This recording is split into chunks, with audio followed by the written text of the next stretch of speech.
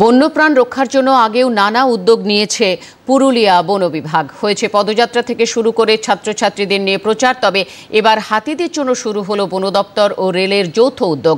Rail লাইনে এসে কোনো হাতির যাতে মৃত্যু না হয় তার জন্য একটি যৌথ টিম গঠন করা হয়েছে। রেলের চালকদের এ নিয়ে বিশেষভাবে জানানোর জন্য শিবির করার কথা জানিয়েছেন ডিএফও অঞ্জন গুহ।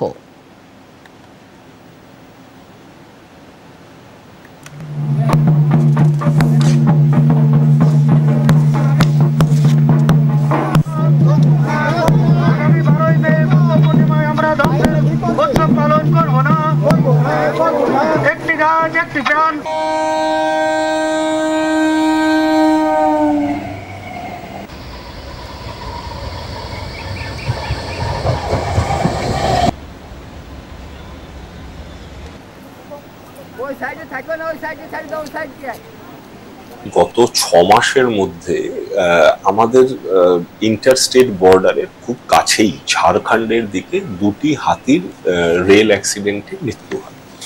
আমরা রেলের আমাদের রাঁচি ডিভিশনের ডিআরএম সাহেব এবং আদ্রা ডিভিশনের ডিআরএম সাহেবকে আমি ওনাদেরকে চিঠি লিখি যে আমাদের মনে হয় একসাথে বসা উচিত।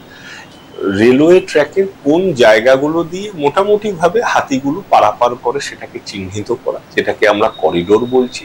দ্বিতীয় হচ্ছে সমস্ত লেভেলের সমন্বয় সাধনের জন্য আমরা একটা হোয়াটসঅ্যাপ গ্রুপ খুলেছি।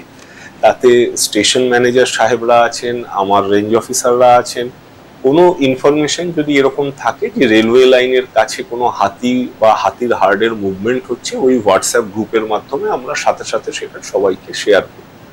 সাইনবোর্ড মানে যারা ট্রেনটা চালাচ্ছেন, যেমন আমাদের গাড়ির রাস্তাতে থাকে, সেইভাবে কিছু সাইনবোর্ড রাখা আগের থেকেই যে এটা করিডোর হতে চলেছে, তো দিয়ে যখন ট্রেন পাস করবেন তখন যেন একটু আলোটা জোরে মানে একটু উজ্জ্বল আলো জ্বালানো থাকে এবং একটু উচ্চতর সাউন্ড যদি ওনারা ব্যবহার করেন।